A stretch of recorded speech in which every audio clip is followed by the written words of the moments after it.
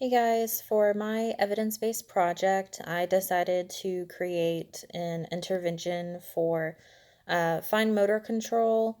So, one thing that my facility was really lacking was interventions that were more geared towards the male population.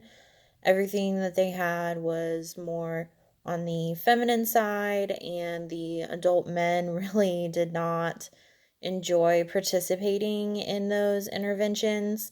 So I took it upon myself to create this intervention that would help with fine motor control, primarily for the hands and fingers. So, what I did was I got a 2x4 and I put different screws and washers and nuts and bolts in it and provided a toolbox that had a screwdriver and an adjustable wrench and a hammer, both a Phillips head and flathead screwdriver.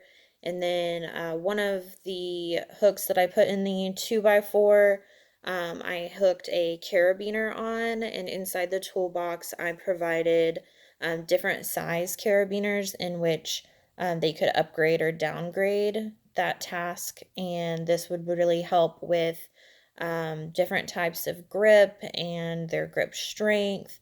Another thing that I put on this 2x4 was a faucet, so they had to practice turning on and off a faucet. I also provided three different types of locks. I did one that was just your typical lock in which you used a key, which would help with a lateral pinch for patients and being able to have that fine motor control of using the key to unlock it. I also did a combination lock, and then I did a smaller key lock. So there were two different size keys, so they could upgrade and downgrade that.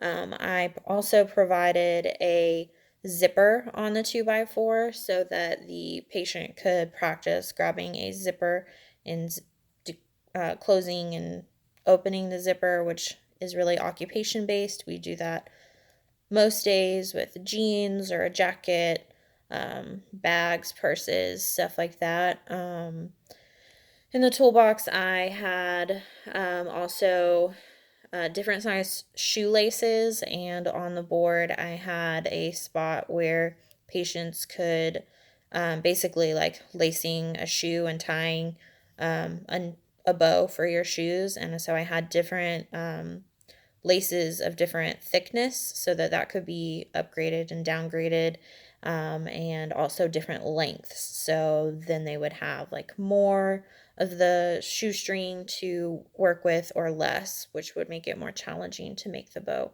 So not only was the tool aspect of it geared more towards men, but it also maintained being very occupation based, which is a big part of occupational therapy.